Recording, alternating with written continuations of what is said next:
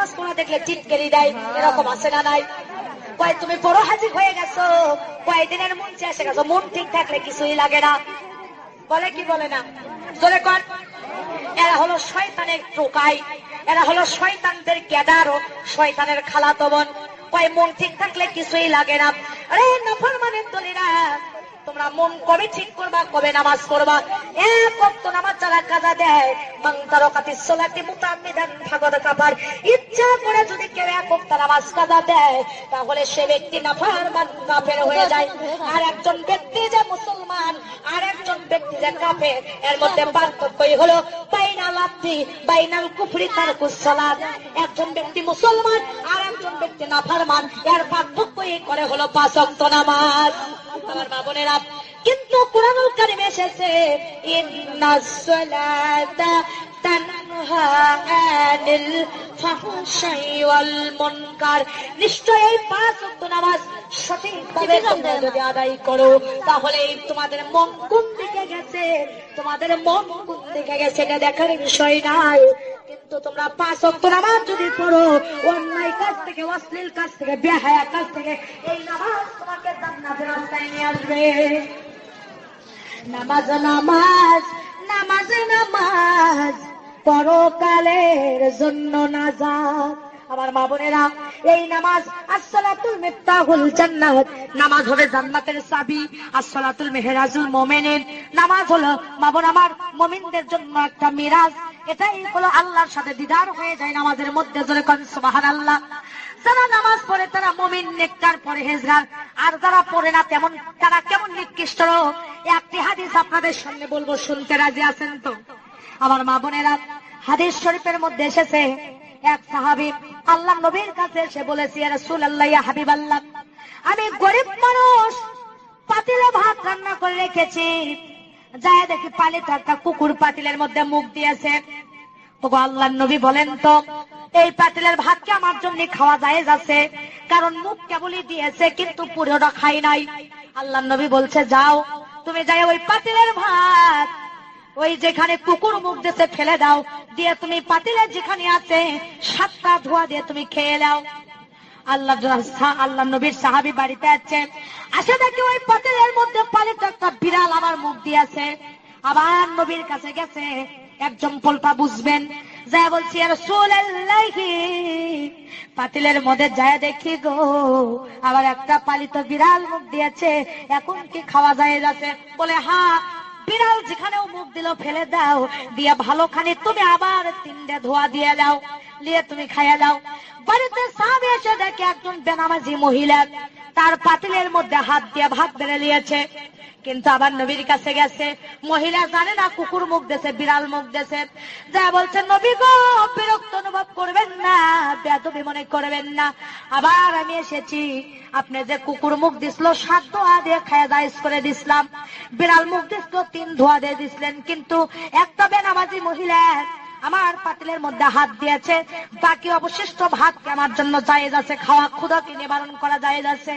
আল্লাহর নবী বলতেছে, না না ও সাহাবী, কুকুর খেয়েছিল 7 ধোয়া দিয়ে জায়েজ করে দিছিলাম, বিড়াল মুখ দিয়েছিল 3 ধোয়া দিয়ে জায়েজ করে দিছিলাম, কিন্তু একটা বেনামাজি মহিলা ওই পাতিলের মধ্যে হাত রাখার কারণে 500 ধোয়া দিলেও তোমার জন্য জায়েজ নাই। কারণ একটা কুকুরের চাইতে, বিড়ালের চাইতে বেশি নিকৃষ্ট, বেশি নাপাক জাতি, ঘৃণিত জাতি একটা বেনামাজি মহিলা। নাউজুবিল্লাহ, জোরে কোন।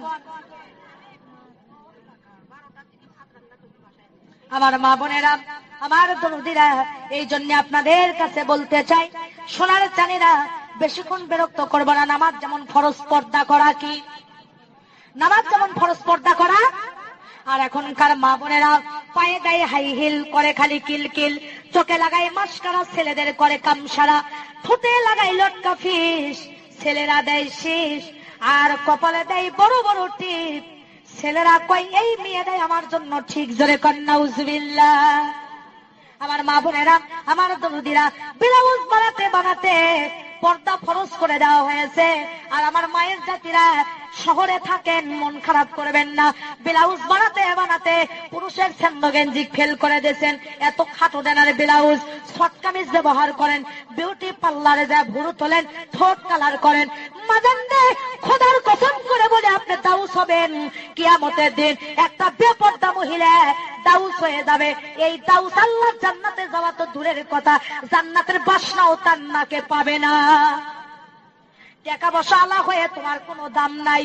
আমার মা বোনেরা পায়জামা গুলো দেখেন, স্কিন পায়জামা পরে যা দেখতে তল্লাবাসের মতো পাদা শিকল লাগে, মাথার চুল কাটে বানরের লেজের মতো করে দেয়। ধরে বলেন ঠিক না ঠিক?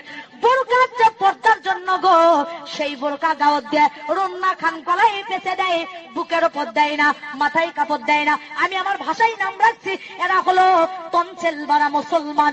এদের স্থানটা হবে তাসলিমা নাসরিনের সাথে জাহান্নামে। জোরে জোরে বলেন ঠিক না বেঠি?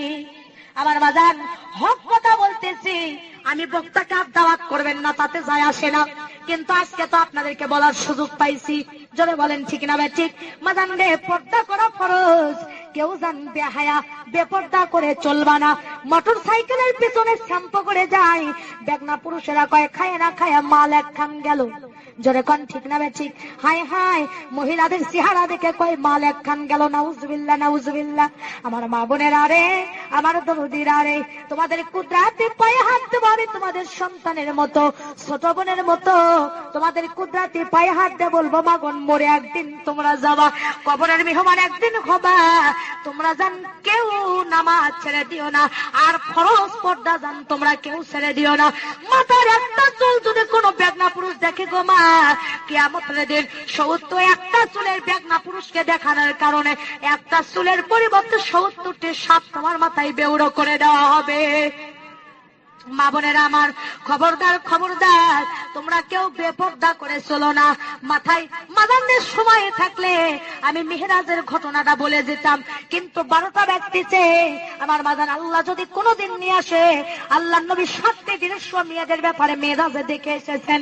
কোনোদিন যদি এলাকার আশেপাশে এসে আপনারা যাবেন বলে দেব। আমার মা বোনেরা ফরজ পর্দা করবেন, আর স্বামীর খেদমত করার দরকার আছে না নাই?